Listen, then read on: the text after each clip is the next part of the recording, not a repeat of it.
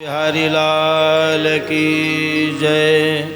भोले सांवरे सरकार की जय। आइए हम सभी लोग आज सत्यनारायण व्रत कथा के पंचम अध्याय में प्रवेश कर रहे हैं। आप सभी भक्तों से विनम्र निवेदन है, हमारे इस चैनल को, यूट्यूब चैनल को सब्सक्राइब करें और ज़्यादा से ज़्यादा लाइक करें। आइए कथा में प्रवेश करने से पहले 2 बार भगवान नाम संकीर्तन। राधे तेरे चरणों की गर धूल जो मिल जाए, राधे तेरे चरणों की गर धूल जो मिल जाए, राधे तेरे चरणों की गर धूल जो मिल जाए, राधे तेरे चरणों की गर धूल जो मिल जाए,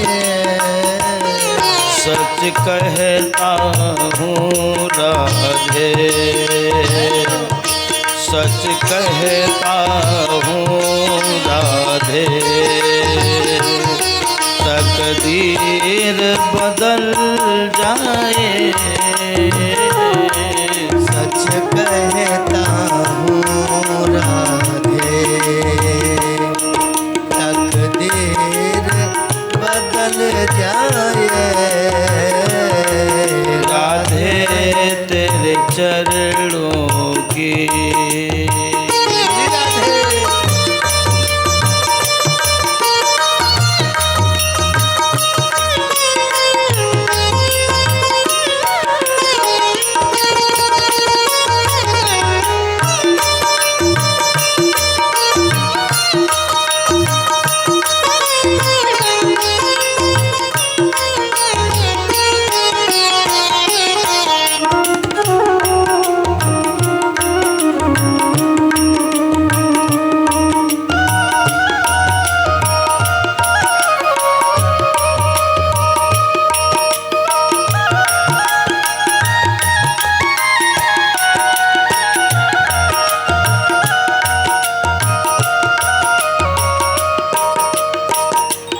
सुनते हैं तेरी रहमत, दिन रात बरसती है, सुनते हैं तेरी रहमत, दिन रात बरसती है, सुनते हैं तेरी रहमत, दिन रात बरसती है,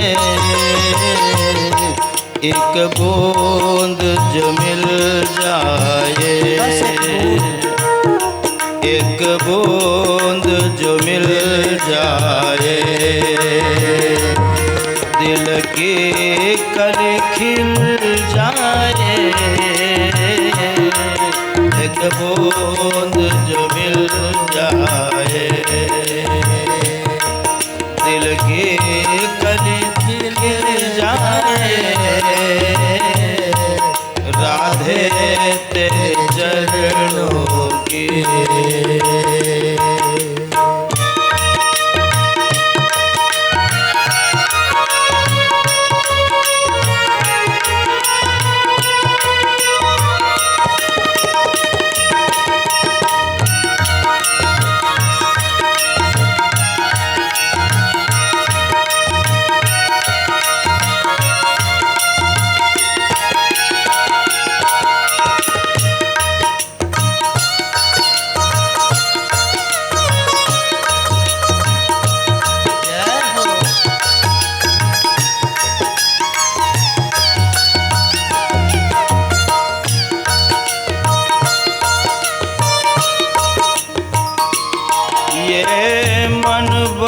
चंचल है, कैसे तेरा भजन करूं। हाँ, ये मन बड़ा चंचल है, कैसे तेरा भजन करूं। ये मन बड़ा चंचल है, कैसे तेरा भजन करूं। जितना इसे समझाऊं, जितना इसे समझाऊं, उतना ही मचल जाए। जितना इसे समझाऊं, उतना ही मचल जाए। राधे तेरे चरणों की जय हो।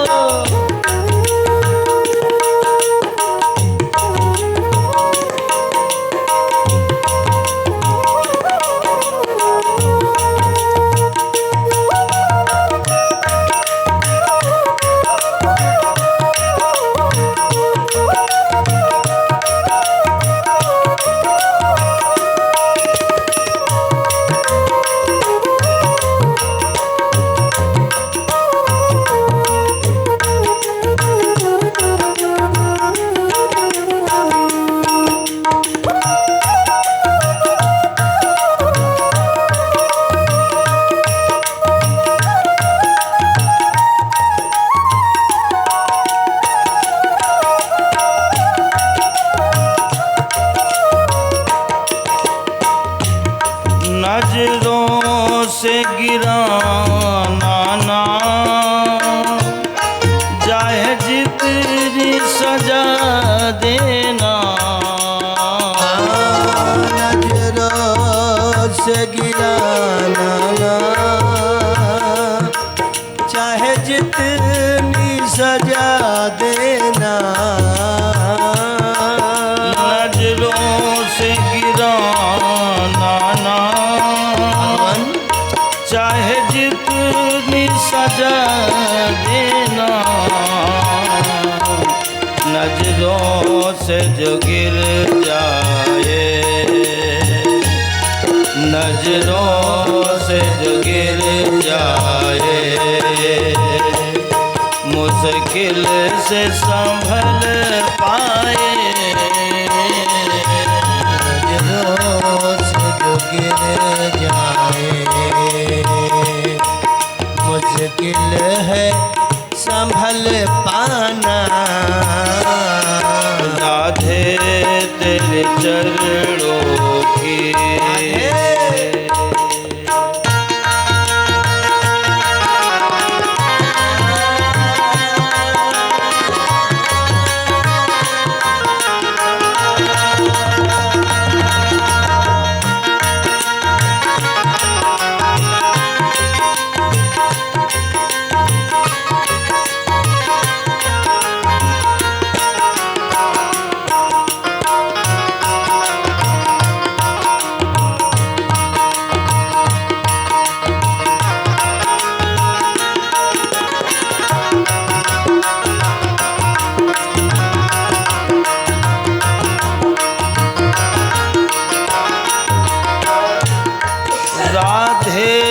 इस जीवन की बस एक तमन्ना है। राधे इस जीवन की बस एक तमन्ना है। राधे इस जीवन की बस एक तमन्ना है। तुम सामने हो मेरे, तुम सामने हो मेरे, मेरा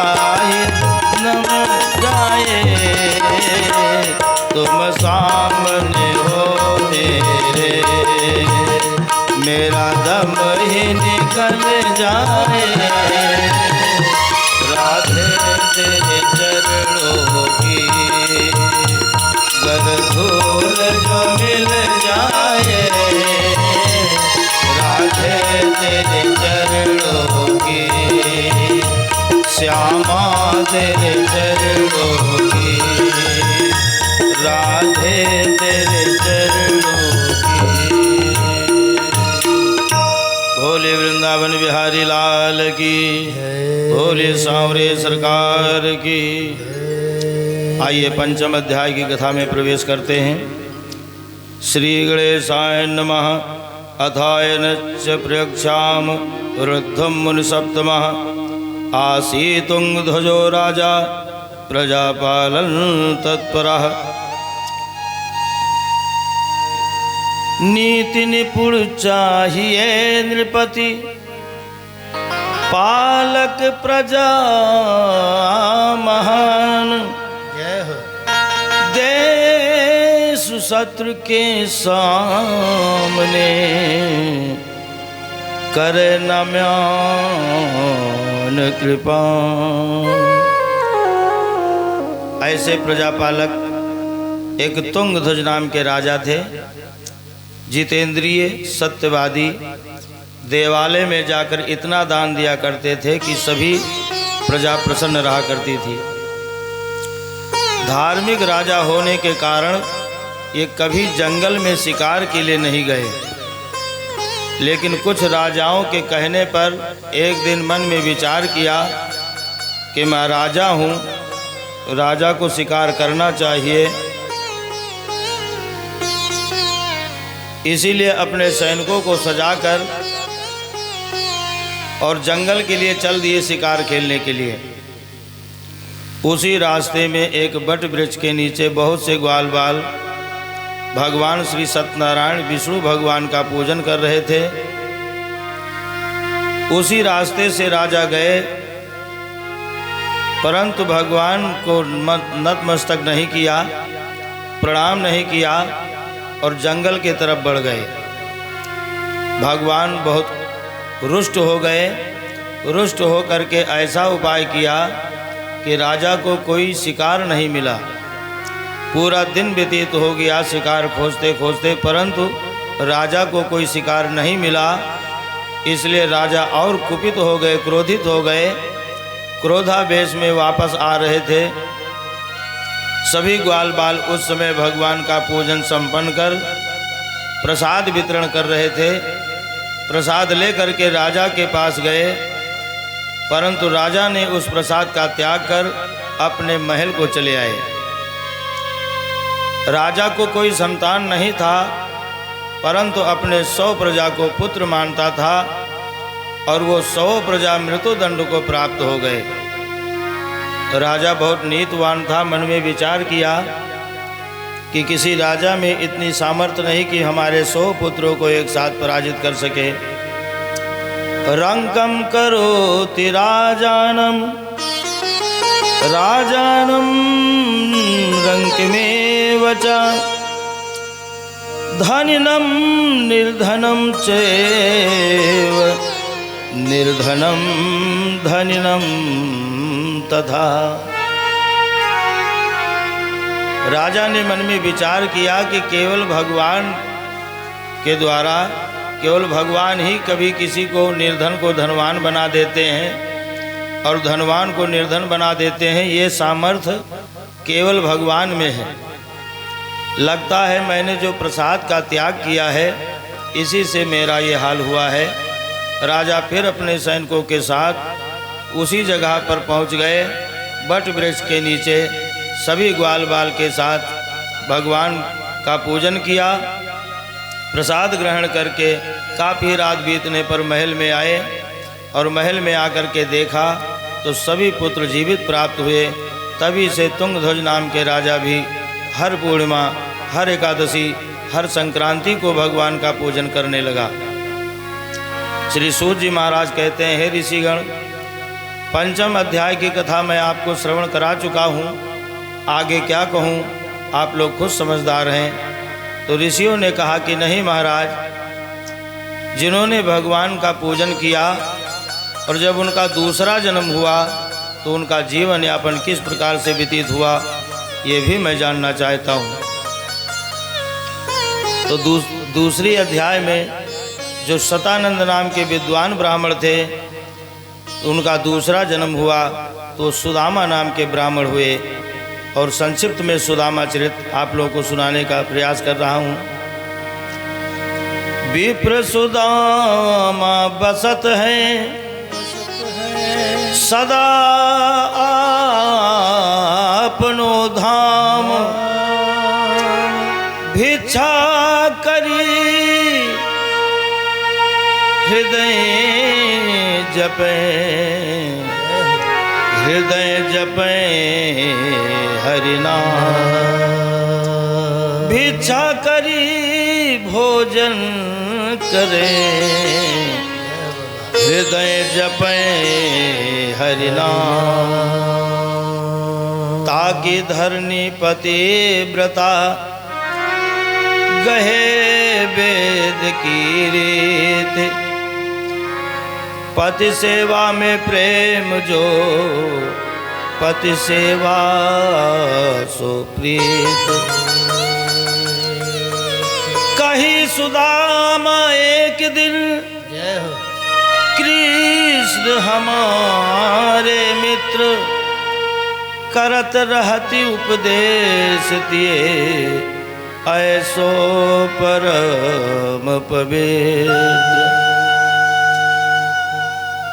अब सुदामा जी कैसे बता दिए कि कृष्ण हमारे मित्र हैं, क्योंकि टूटो तवा और फूटी कठौती ये हाल था सुदामा जी का। परंतु सुदामा जी कभी किसी के यहाँ भिक्षा के लिए नहीं गए। लोग उन्हें जो दे जाते थे उसी से उनका जीवन यापन होता था। कभी कभी तो कई एकादशी हो जाती थी जो कि भोजन अन्न जल नहीं ग्रहण करते थे, जल पी करके ही दिन व्यतीत कर देते थे। एक दिन भगवान स्वयं एक भिक्षुक का रूप धारण करके आए। सुदामा जी हरिनाम संकीर्तन में लगे थे और सुशीला जी बाहर आईं तो सुशीला जी से उन्होंने कहा कि आप अपने स्वामी से कहो द्वारकापुरी जाएं, क्योंकि मैंने सुना है ये द्वारकाधीश इनके बचपन के परम मित्र थे। अब इतना कह करके भगवान वहाँ से अदृश्य हो गए। सुशीला सुदामा जी के पास आई। अब सुदामा जी देखे कि सुशीला जी आ रही हैं तो और जल्दी जल्दी माला फेरने लगे कि हमसे कुछ प्रश्न ना पूछे। लेकिन फिर भी 3 हट बहुत कठिन होता है, एक तो बाल हट, राजहट और त्रिया हट। सुशीला बार बार प्रश्न करती रहीं कि मैंने सुना है कि द्वारकाधीश तुम्हारे बचपन के मित्र थे। जब बार बार कहती रहीं तो सुदामा जी के एक बार हुकारी भरी लिया कि हाँ मित्र थे, और जब मूड़ी हिला दिए कि हाँ मित्र थे तो सुशीला जी प्रयास करने लगी कि अब आप द्वारकापुरी जाएं, हो सकता है मेरी दरिद्रता दूर हो जाए। सुदामा जी अनेक तर्क किए, अंत में ये कह दिया कि कहीं भी जाया जाता है, चाहे ससुराल जाओ, चाहे ननिहाल जाओ, चाहे बहन बेटी के यहाँ जाओ, कुछ ना कुछ उपहार लेकर के जाना चाहिए। मेरे पास तो वो भी नहीं है। सुशीला ने कहा कि आप उसके लिए परेशान न होइए, हम उसका भी प्रबंध करती हूँ। अपने पड़ोसन के यहाँ गई और अपने आंचल को फैला करके सुशीला जी अपने पड़ोसन से कहती क्या हैं, तो से कहूँ बहनी अचरा पसारी दे दिया, तो से कहूँ अचरा, तो से कहूँ बहनी अचरा पसारी दे दिया,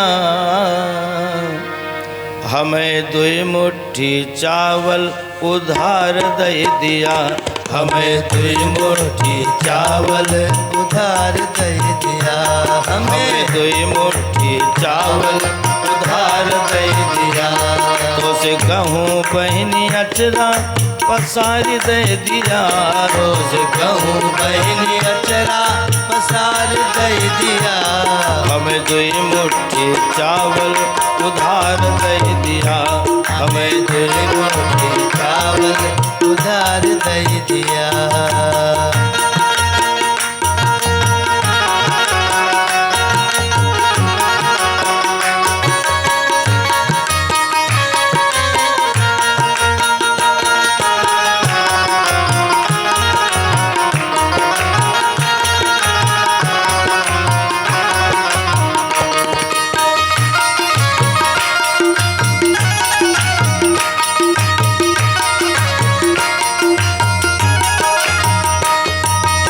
पड़ोसन ने कहा, अरे बहन, आपने कभी मुख खोल के कुछ नहीं मांगा है, आज अपना मुख खोला है तो केवल 2 मुट्ठी चावल, इससे तो आपके परिवार का कुछ भला नहीं हो सकता है। सुशीला ने कहा, नहीं बहन, मैं अपने लिए नहीं मांग रही हूँ। पड़ोसन ने कहा, फिर किसके लिए? सजना हमारे द्वारकापुरी जई है, सजना हमारे द्वारकापुरी जई है, सजना हमारे द्वारकापुरी जई है, सजना हमारे द्वारकापुरी जई है। दर्शन कई के लौटी जब आई है, दर्शन कई के लौटी जब आई है। तोहर ऋण सगरऊ देबे उधार दे दिया, तोहर ऋण सगरो, तोहर ऋण सगरो देबे उधार दे दिया। हमें 2 मुट्ठी चावल उधार दे दिया, हमें 2 मुट्ठी चावल उधार दे दिया, हमें 2 मुट्ठी चावल उधार दे दिया, हमें 2 मुट्ठी चावल उधार दे दिया। बोले सुदामा महाराज की जय। अब सुशीला जी 2-2 मुट्ठी चावल 5 घरों से एकत्रित किया। वो किस लिए? क्योंकि जानती हैं कि सुदामा जी कभी किसी से मांगे नहीं हैं और द्वारकापुरी जाएंगे तो वहाँ भी कुछ मांगेंगे नहीं। और 5 घरों में चावल एक जैसा नहीं खाया जाता है। कोई बासमती चावल खाता है, कोई काला नमक खाता है, कोई गरीब है तो मोटा चावल खाता है, कोई सरजू बावन खाता है, बहुत से नाम है। कोटे वाला क्योंकि हाँ, कोई कोटे वाला चावल खाता है। जो जैसा है वो वैसा अपना भोजन करता है। तो जब 5 घरों का चावल एक में मिक्स होगा और जब वो पोटली मेरे भगवान खोलेंगे तो उन्हें बिना कहे मालूम हो जाएगा कि भिक्षा करके आया है। सुदामा जी को कहना नहीं पड़ेगा। अब चावल तो लेकर के आई, अब उसको पोटली बनाए किस में? साड़ी जो पहनी है उसमें भी कई प्रकार से छिद्र हैं। एक आंचल का टुकड़ा फाड़ा, उसमें चावल रखा, पोटली बनाया तो चावल इधर उधर से निकल रहे थे। तो घर में देखा कई प्रकार के और वस्त्र मिल गए और उससे जो है सिल करके उसको ढक दिया छिद्र को, और कई प्रकार के कपड़े लग गए।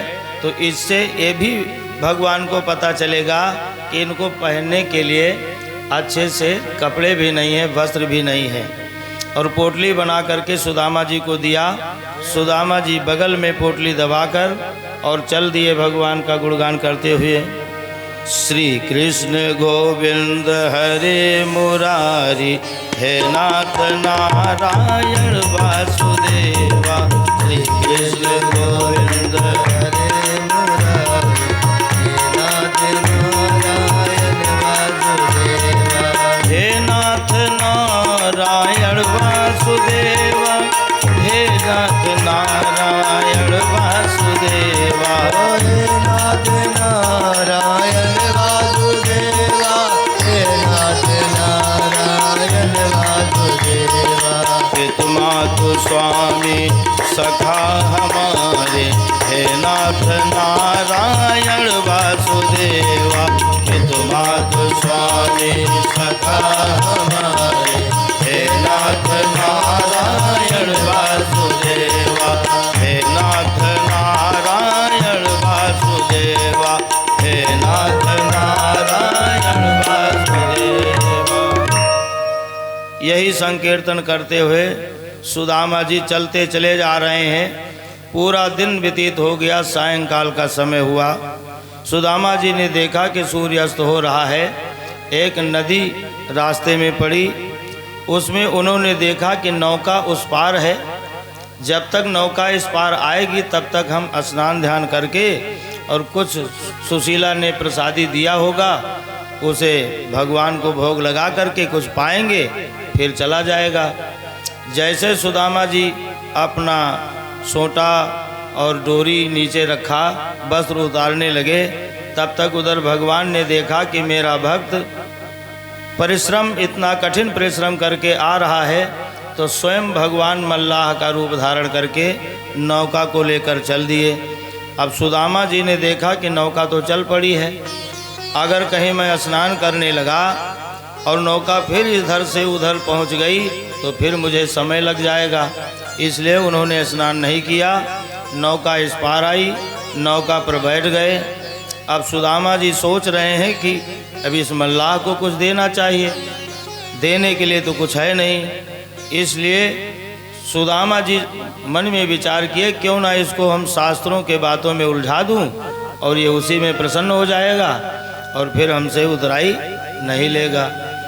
और जब शास्त्र की बात प्रारंभ किए तो भगवान के रूप में मल्लाह, यानी भगवान मल्लाह के रूप में थे। मल्लाह ने कहा कि हे विप्र, लगता है आप बहुत थक गए हो, आप थोड़ी देर विश्राम कर लो, हम जब उस पार पहुंच जाएंगे तो आपको उतार देंगे।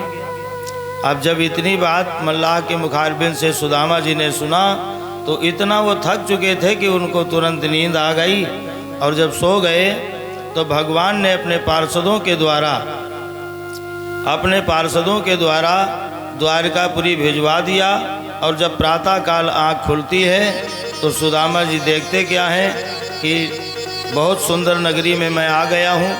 वहाँ लोगों से पूछते हैं, भैया ये कौन सी नगरी है? सभी लोग कहते हैं ये द्वारकापुरी है। तो पूछते पूछते द्वारकाधीश के दरवाजे पे पहुँचते हैं और दरबान से कहते हैं कि हमारे ये बचपन के सखा हैं और मुझे मिलना है। लेकिन दरबान उन्हें जाने नहीं देता। बहुत अनेक प्रयास करने पर एक दरबान कहता है, ठीक है, मैं अंदर से जा कर के आज्ञा लेकर के आता हूँ, फिर मैं आपको बताऊँगा। तो दरबान जा कर के भगवान से कहता क्या है, शीश पगना झगा तन में प्रभु जाने को आए बस के ही ग्रामा। धोती फटी सिलकी दुपटी और खाए उपाना हो कि नहीं सामा। द्वार खड़ो द्विज दुर्बल सो जाकी सो रहो वसुधाया विरामा।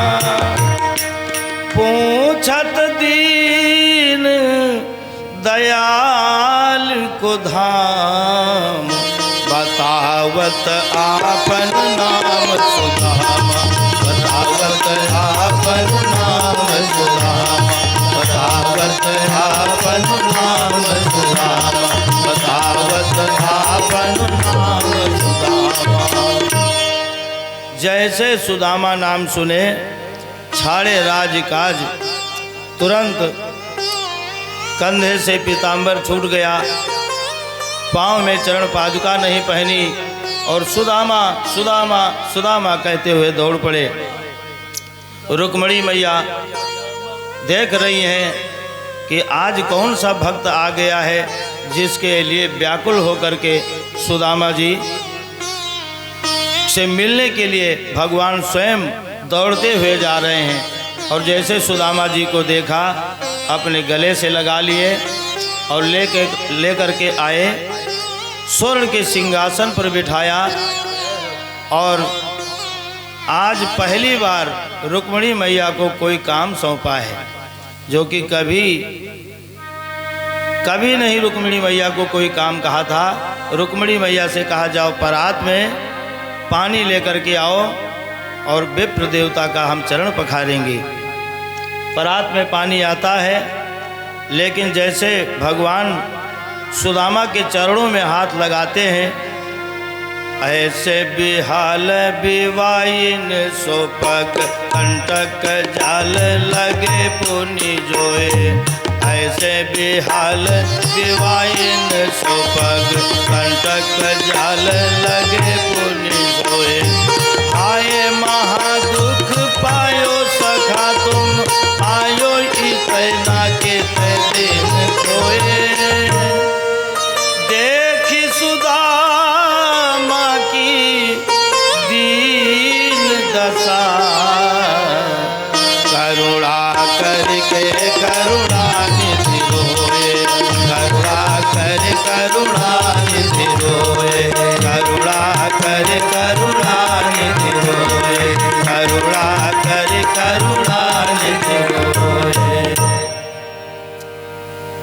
यहाँ प्रश्न आता है कि भगवान सुदामा जी के चरणों में हाथ लगा करके क्यों रोए। तो ये वो बात है कि जब बचपन में सुदामा जी पैदल चल करके जा रहे थे गुरुकुल में नामांकन के लिए, उस समय भगवान कन्हैया जी रथ पे विराजमान होकर के उसी दिन गुरुकुल में नामांकन के लिए जा रहे थे और एक बेल का कांटा चुभ गया था तो इतनी तेज रुदन किए थे कि तीनों लोकों में सुनाई दिया था। आज वही चरण है, कंटक जाल लगे पुण्य जोए, जो कि गिनती नहीं है कि कितने कांटे चुभे हैं और फिर भी इतना परिश्रम करके मेरा भक्त मुझसे मिलने के लिए पैदल चल करके आया है। तो वो भाव विभोर हो करके भगवान के आँखों से इतनी अश्रुधारा निकली कि उन्हीं के आंसुओं से चरण कमल को धुल दिया, पानी के परात को हाथ तक नहीं लगाया। अब सुदामा जी को बेहतरीन रूप से बैठा दिया और अब हंसी ठिठोली होने लगी। पूछने लगे कि भाभी ने तो कुछ दिया होगा। पहले तो प्रश्न किया कि आपने विवाह कर लिया, मुझे बताया नहीं। अब सुदामा जी चुप हैं क्योंकि 16,108 पटरानियाँ चारों तरफ से घेरे खड़ी है। अब वहाँ कुछ बोलें तो कैसे बोलें, क्योंकि बचपन की बोली आज तक उनको याद है, क्योंकि उन्होंने कुछ दूसरा सीखा नहीं तो वही भाषा निकलेगा, इसलिए सुदामा जी चुप हैं। अब कन्हैया जी को याद आया वही बचपन वाली बात कि जो श्रापित चना था सुदामा जी खा लिए थे कि मैं कंगाल ना हो जाऊं। आज ये फिर वही बात दोहरा रहे हैं और उस पोटली को छुपा रहे हैं, इसलिए कन्हैया ने उस पोटली को ज़बरदस्ती छीन लिया। 2 मुट्ठी खाए, 2 लोग दे दिया, तीसरी मुट्ठी में रुक्मणी मैया ने हाथ रोक लिया। उन्होंने कहा कि अब तो एक लोग रहने दो, हम लोग कहाँ रहेंगे। अब सुदामा जी वहाँ सेवा भाव होने लगा, सेवा सत्कार होने लगा, बड़े प्रेम से रहने लगे। धीरे धीरे 1.25 महीना व्यतीत हो गया। ब्राह्मण को जब देसी घी की पूड़ी मिलती है तो वो खाने में जुटे रहते हैं और प्रसन्न रहते हैं, तो उनको घर की याद बहुत कम आती है, आती नहीं है। अब एक दिन रात्रि में सो रहे थे तो रात्रि में स्वप्न देखा उन्होंने कि मेरे बच्चे भूखे हैं और रो रहे हैं। तो प्रातः काल हुआ तो सुदामा जी ने कन्हैया जी से कहा कि सखा मैं चलता हूँ। तो कन्हैया जी ने जो सुंदर आभूषण पहनने के लिए दिया था बड़े प्रेम से कहा कि मित्र इसे उतार दो और जो पहन के आप आए थे वही पहन के जाओ, नहीं तो भाभी आपको पहचानेंगी नहीं। अब भगवान की यह भावना नहीं थी, भगवान की भावना ये थी कि सुदामा जी कभी किसी से मांगे नहीं थे। अब अगर यहाँ अब धोती फटी सी लटी दुपटी ऐसा लटा वस्त्र पहन करके आए थे और सुंदर आभूषण पहन के जाते तो यहीं से चर्चा प्रारंभ हो जाती कि देखो किस हाल में आए थे और भगवान ने कैसा बना दिया, बिल्कुल राजा बन के जा रहे हैं। तो वो भाव, वो द्वेष सुदामा के चरित्र पर न लगे, इसलिए भगवान का ये भाव था, उन्होंने वो आभूषण उतरवा लिया। लेकिन सुदामा जी को क्रोध आ रहा है, क्योंकि ब्राह्मण को जितने पवित्र भोजन कराओगे उतने प्रसन्न होगा और जब चलते समय दक्षिणा कम दोगे तो उतने वो क्रोधित होता है। ये ब्राह्मणों में ये खूबियाँ होती है, चाहे जिस कौम का ब्राह्मण हो, क्योंकि 4 वर्ग हैं, चारों वर्ग में कोई भी हो भोजन के बाद दक्षिणा की याचना रखता है। अब सुदामा जी सोच रहे हैं कि यहाँ भगवान वस्त्र उतरवा रहे हैं, लोग एक पत्नी से तो डरते हैं, यहाँ 16,108 पटरानियाँ हैं, अगर इनके सामने कुछ देने लगे तो कहीं इनको पकड़ लिया तो एक को बाल बचेगा नहीं, इसलिए ये पत्नियों के डर से कुछ नहीं दे रहे हैं। अभी जब हमको विदा करने के लिए बाहर चलेंगे तो कुछ ना कुछ देंगे। अब सुदामा जी गेट के बाहर आ गए और जब गेट के बाहर आए तो कन्हैया ने साष्टांग लेट करके प्रणाम किया। साष्टांग लेट करके प्रणाम करने का मतलब होता है कि सर्वस्व अर्पण कर दिया, तन मन धन सब तेरा, तेरा तुझको अर्पण क्या लागे मेरा। अब सुदामा जी समझ गए कि इन्होंने सब कुछ दे दिया लेकिन कुछ नगद नहीं दिया जिसके लिए हम आए थे। अब वहीं से उनको क्रोध सवार हुआ और वहाँ से चल दिए, बिल्कुल पीछे मुड़ के देखे नहीं और चल दिए। जिस डंडे से टेक के आए थे उस डंडे को कंधे पे रखा। इतनी क्रोधाग्नि में जलने लगे कि इतनी क्रोध में ताकत आ गई कि उस डंडे को कंधे पे रखा और चल दिए। और कहते क्या हैं कि जा करके पंडिताइन को पहले 2-4 लठ लगाऊंगा। आरी आग लागे, सुदामा जी कहते हैं, आरी आग लागे ऐसी मिताई माँ, आग लागे ऐसी मिताई माँ, केहन छूछे पयल गे। आग लागे ऐसी मिताई माँ, केहन छूछे पयल गे। ओ आग लागे ऐसी मिताई माँ, केहन छूछे पयल गे। आग लागे ऐसी मिताई माँ, केहन छूछे पयल गे। सब परिवार मिली किहन सबकाई, सब परिवार मिले किहन सबकाई। पूरे पकवान मिष्ठान खियाई, पूरे पकवान मिष्ठान खिलाइन। यकनि दिहिन ना विदाई माँ, ओ यकनि दिहिन ना विदाई माँ, केहन छूछे पयल गे। आग लागे ऐसी मिताई माँ, केहन छूछे पयल गे। ओ आग लागे ऐसी मिताई माँ, केहन छूछे पयल गे।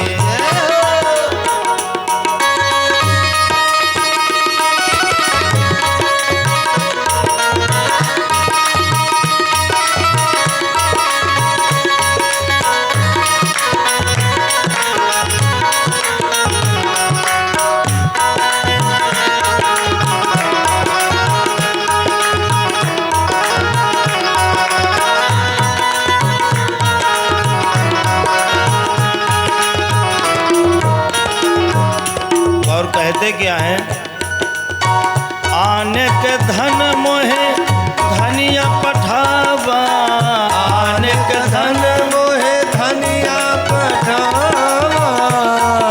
धनिया का मतलब वो नहीं जो सिलबट्टे पे पीसी जाती है, धनिया का मतलब पत्नी। आने के धन मोहे धनिया पठावा, आने के धन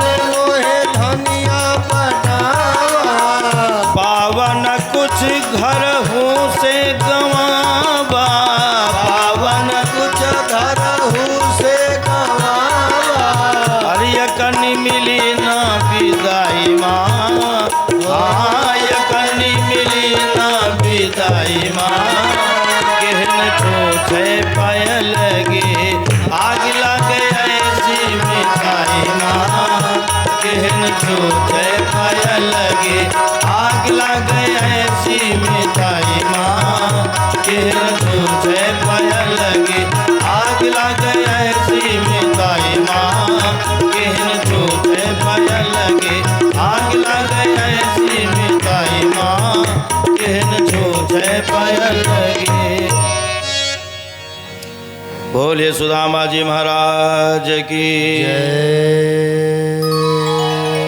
इस प्रकार से क्रोधावेश में सुदामा जी बहुत जल्द पहुंच गए अपने सुदामापुरी को, क्योंकि जब 2 लोक दिया था भगवान ने, उसी समय विश्वकर्मा भगवान को भेज करके जैसे द्वारकापुरी था ठीक उसी प्रकार से सुदामापुरी बनवा दिया। अब सुदामा जी फिर जब वहाँ पहुँचे, वैसे सुंदर नगर, वैसे सुंदर लोग देख करके समझ रहे हैं, लगता है मैं गुस्से में रास्ता भूल गया हूँ और फिर से द्वारकापुरी आ गया हूँ। लेकिन सुशीला ने पहचान लिया दूर से और अपने दूत को भेजा कि जाओ बुला कर लाओ। और दूत को देख करके सुदामा जी फिर भगे, कह रहे हैं कि मैं आऊँगा नहीं, लेकिन दूतों ने जा कर के ज़बरदस्ती पकड़ा और ले जा कर के सुदामा जी के पास जब किया, सुशीला जी के पास जब ले गए, सुशीला को पहचाना, तब सुदामा जी बड़े प्रेम से रहने लगे। बोलिए सुदामा जी महाराज की। और जो भिल लकड़हारा था, सूत जी महाराज कहते हैं जो भिल लकड़हारा था वो दूसरे जन्म में निषाद हुआ, भगवान श्री रामचंद्र जी को गंगा से पार किया। किस प्रकार से पार किया? क्योंकि जो आज वो लकड़हारे के रूप में है, वो बहुत पहले जब भगवान विष्णु शेष नाग के ऊपर शयन कर रहे थे, लक्ष्मी जी चरण दबा रही थी, तब वही केवट, वही निषाद कच्छप रूप में था, कछुआ था, और भगवान के चरणों को स्पर्श करना चाहता था। तो बाईं तरफ जाए तो लक्ष्मी जी भगा देती थी, दाईं तरफ जाए तो शेषनाग जी फुफकार मार के भगा देते थे। आज वही शेषा अवतारी लक्ष्मण जी साथ में हैं, वही लक्ष्मी मैया सीता के रूप में हैं, और वही विष्णु भगवान राम के अवतार में हैं।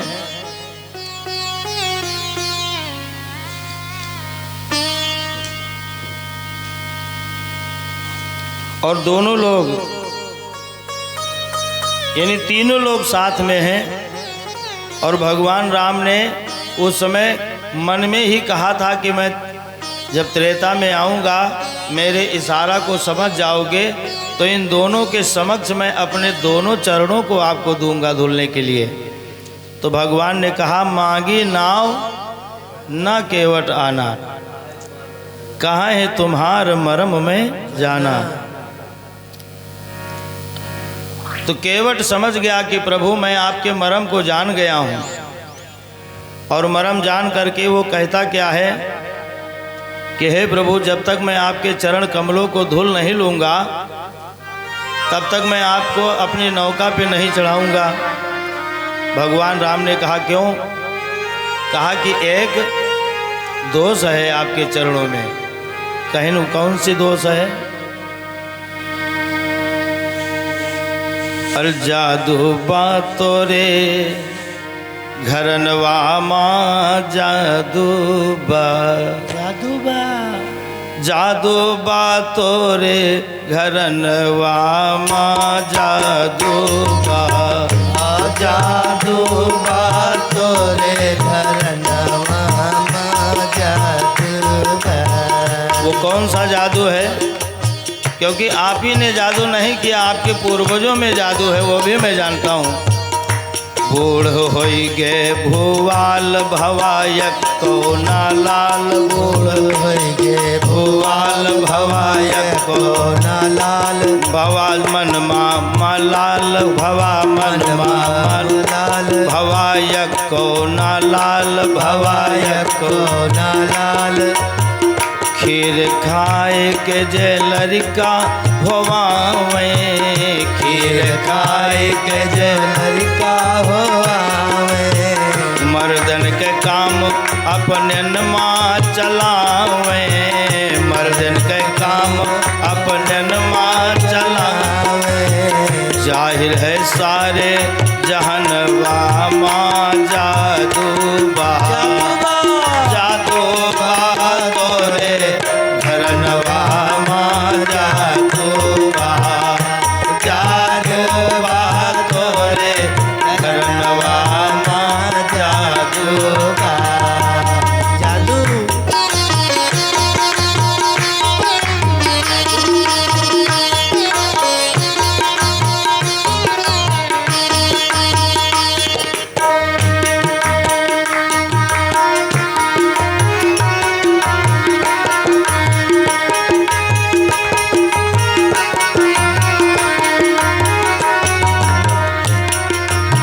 दूसरा तरफ जब आप विवाह के लिए विश्वामित्र महाराज जी के साथ जनकपुरी में गए।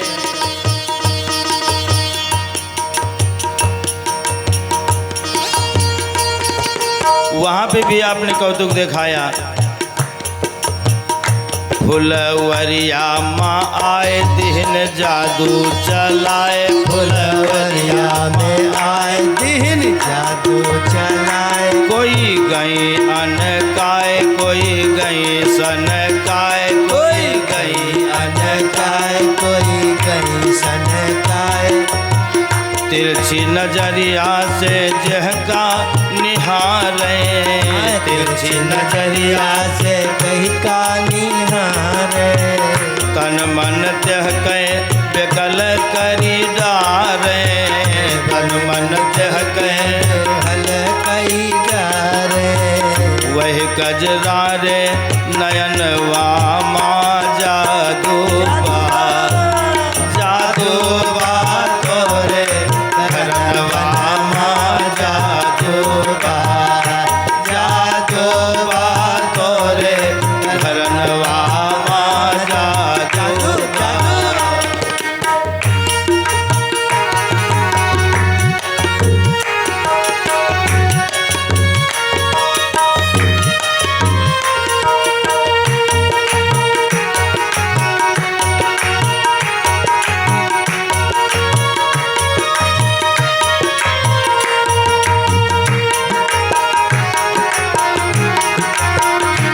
हमरे मिथिला नरेश यस गए बउराय, हमरे मिथिला नरेश जौन सीता के हाथ तुम्हें दिन पकड़ाए, जौन सीता के हाथ तुम्हें दिन पकड़ाए। रहिया चलत ये कौतुक देखावे, रहिया चलत ये कौतुक देखावे। पत्थर के मेहरारू बनावे, पत्थर के मेहरारू बनावे। चरण छुआवे पत्थरवा माँ जादू जादू तोरे धरनवा माँ जादू जादू तोरे घरनवा माँ जादू जादू तोरे घरनवा माँ जादू जादू तोरे घरनवा माँ जादू। बोले श्री रामचंद्र भगवान की। जब इतना तर्क दिया तो लक्ष्मण जी को बहुत क्रोध आ गया। फिर भी केवट कहता है बर तीर मारे लखन जब लग न पाए पखारियों। चाहे ये तीर हमको मारी दें, लेकिन जब तक मैं पाँव चरण को धुलूंगा नहीं, मैं नौका पे बिठाऊंगा नहीं। क्योंकि एक स्त्री घर में है जिसके लिए मैं नौका चला रहा हूँ। अगर ये भी स्त्री बन जाएगी तो दूसरा कोई काम भी मुझे नहीं आता, फिर मैं क्या करूँगा। तो भगवान ने आदेश दिया, अति आनंद उमगी अनुरागा, चरण आनंद उमगी अनुरागा।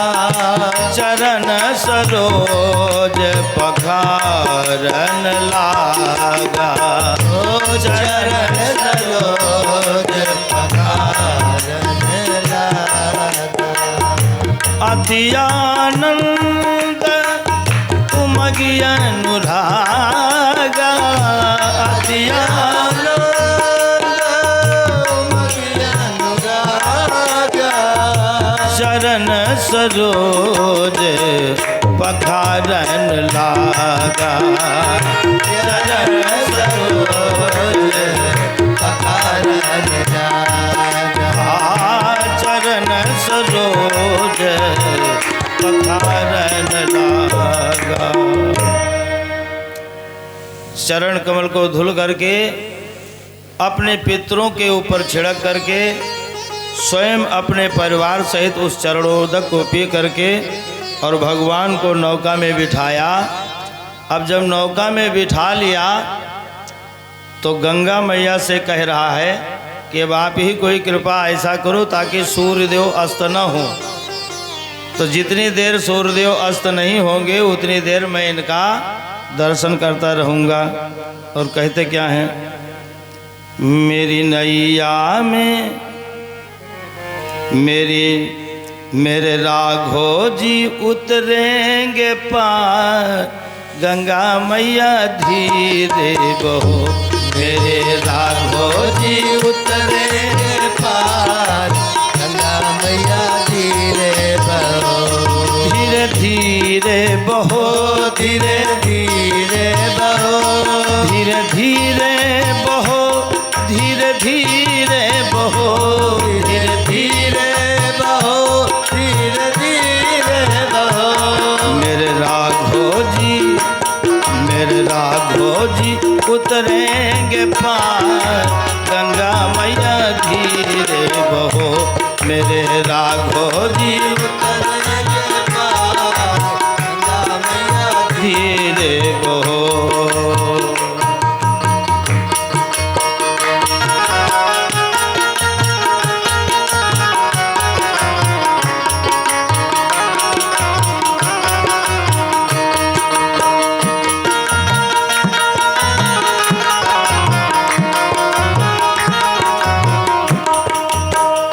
गहरी नदिया नाव पुरानी, गहरी नदिया नाव पुरानी।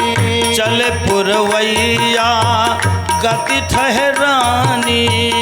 चले पुरवैया गहरी नदिया नाव पुरानी, चले पुरवैया गति ठहरानी। मेरे प्रीतम जी बड़े सुकुमार, गंगा मैया धीरे बहो। मेरे प्रियतम जी बड़े सुकुमार, गंगा मैया धीरे बहो। मेरे राघो जी उतरेंगे पार, गंगा मैया धीरे बहो।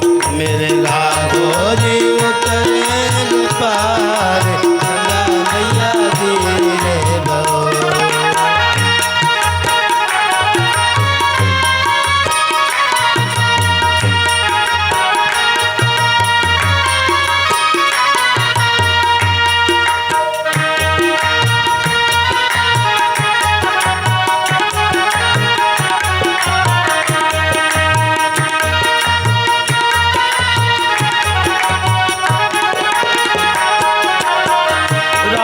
सिया अरु लखन बिराजे, राम जिया लखन बिराजे।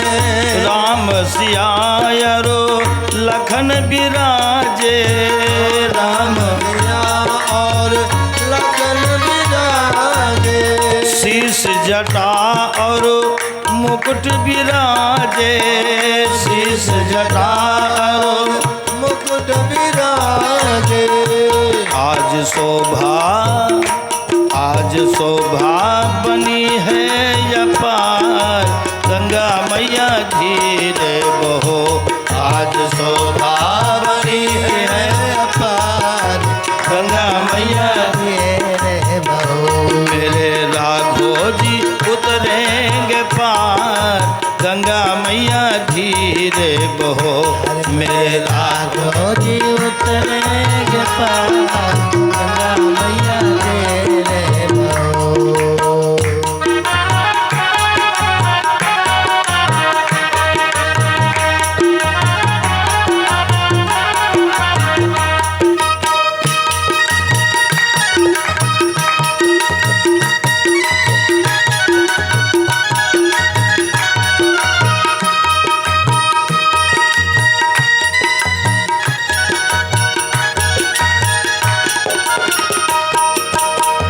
पुलक शरीर निर्यखियन में, पुलक शरीर निर्यखियन में। आनंद मगन होत दर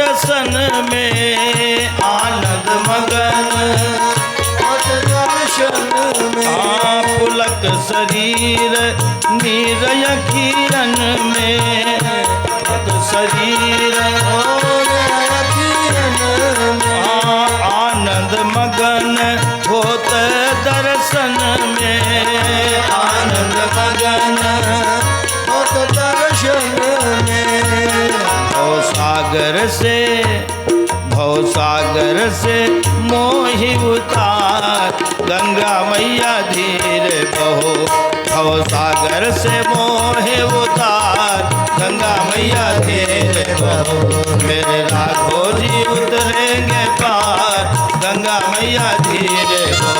धीरे धीरे बहो, धीरे धीरे बहो, धीरे धीरे बहो, धीरे धीरे बहो, धीरे धीरे बहो, धीरे धीरे बहो। मेरे राघो जी उतरेंगे पार, गंगा मैया धीरे बहो। मेरे राघो जी उतरेंगे पार, गंगा मैया धीरे बहो। मेरे राघो जी उतरेंगे पार, गंगा मैया धीरे बहो। अब भगवान उस पार उतर गए। पिए हिये सिय जान निहारी, मन मुदरी मन मुदित उतारी।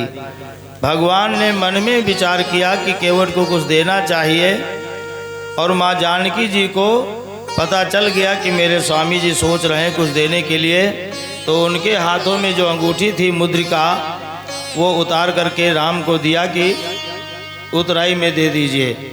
लेकिन केवट ने कहा, आज काह, यानी आज मुझे क्या नहीं मिल गया, सब कुछ मिल गया। फिरती बार जो कछु देबा, सो प्रसाद में सिर धर लेबा। हे प्रभु, मैंने आज आपको इस नदी से उतारा है, और जब मैं आपके घाट आऊँगा तो आप मुझे वहाँ से पार कर देना, यही चाहिए। बोलिए निषाद राज की।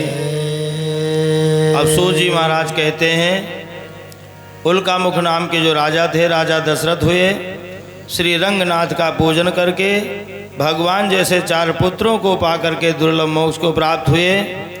साधु वैश्य एक ऐसा धार्मिक राजा मोहरत ध्वज नाम का राजा हुआ। अपने इकलौते पुत्र को आरे से चीर करके भगवान कृष्ण को दे दिया। लड़के के बाईं आंख से आंसू आया तो भगवान ने कहा कि मेरा सिंह नहीं खाएगा, आंसू आ गया है। तो लड़के ने उत्तर दिया कि प्रभु, खाना तो उसे दाहिना अंग है, बाईं आंख से आंसू इसलिए आया है क्योंकि आपने बाम अंग क्यों छोड़ दिया। तो भगवान ने कहा, यह पतित अंग होता है, पत्नी का होता है, इस पे किसी और दूसरे का अधिकार नहीं होता है, इसलिए हमने दाहिना अंग मांगा। इस प्रकार का वचन सुन करके भगवान बेटे को पुनर्जीवन दान दिया और राजा को वैकुंठ धाम दिया।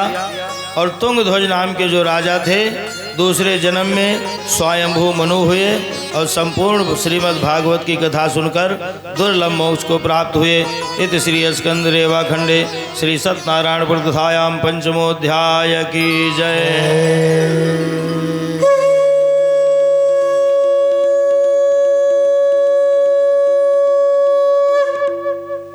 आइए 2 बार भगवान नाम संकीर्तन करते हुए इस कथा को विश्राम करते हैं। श्रीमन्नारायण नारायण नारायण, श्रीमन्नारायण नारायण नारायण, श्रीमन्नारायण नारायण नारायण,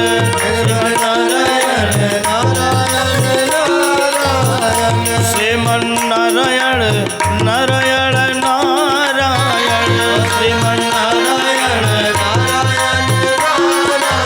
नारायण, भजवन नारायण नारायण नारायण, भजवन नारायण नारायण नारायण, भजवन नारायण नारायण नारायण। भोले वृंदावन बिहारी लाल की।